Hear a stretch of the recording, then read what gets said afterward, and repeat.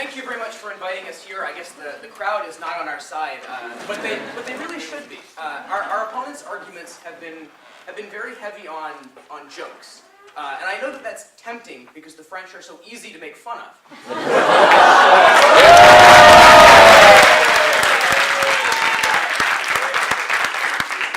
From our side of the house, from Ben, from Jim, from Chelsea, you've heard real substantive arguments about the role that the resistance played in defeating the Nazis. I'll boil their case down to, I think, the two major points.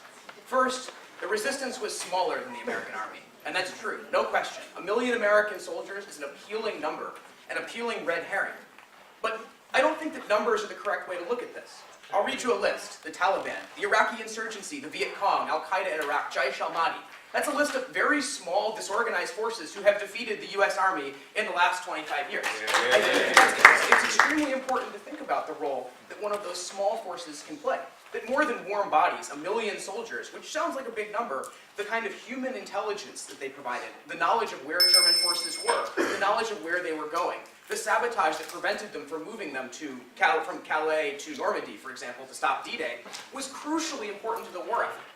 Our argument is that as much as it was a small force, it was a truly effective force. And I think that effectiveness is much more important than size. Size doesn't really matter.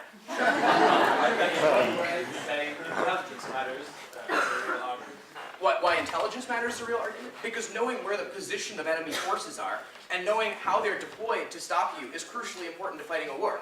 You can't design tactics without some knowledge of your enemy's strength, without some knowledge of your enemy's location.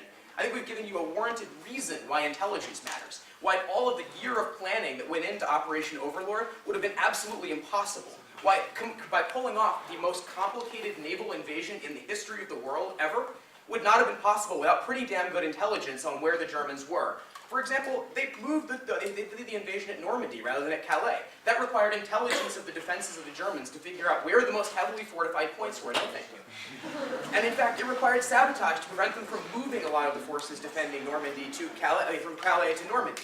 So I think that there are good reasons why sabotage, why intelligence, and why strong French morale were really important. But I think, let's think about why a lot of troops were important. No thanks. Because I'm not sure that they were quite as important as they claim. Sure, there were 1 million people, but the United States only commanded 2 of the beaches at Normandy. The other 3 were commanded by a combination of British, Canadian, and Australian and New Zealand forces. In fact, they did the brunt of the work. They had the most difficult beach at Juno Beach. And while we don't think of Canada as a country that really has an army, they fought extremely, extremely well in the Second World War. And in fact, led the drive in many cases towards Germany. They led that drive, a drive that was facilitated in a great way by French intelligence. But let me let you in on a little American national secret.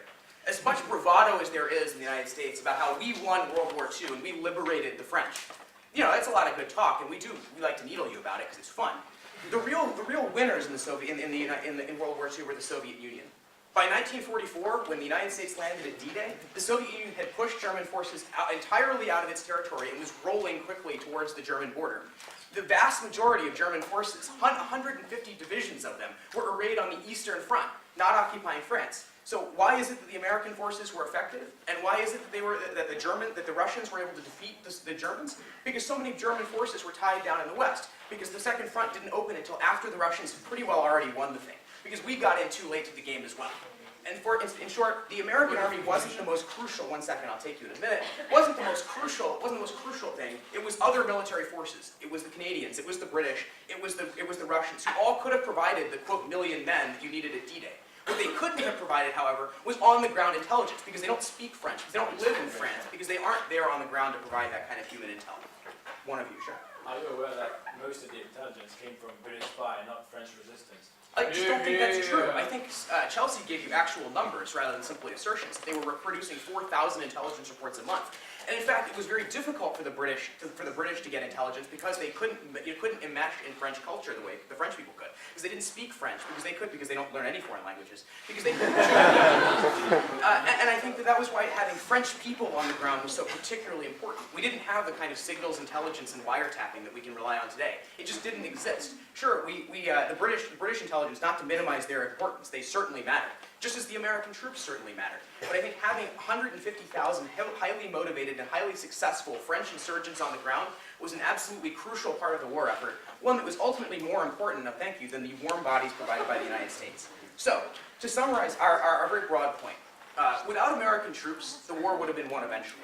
The Soviet Union would have won the war, moving westward from, as they already had begun to do well before the D-Day invasion.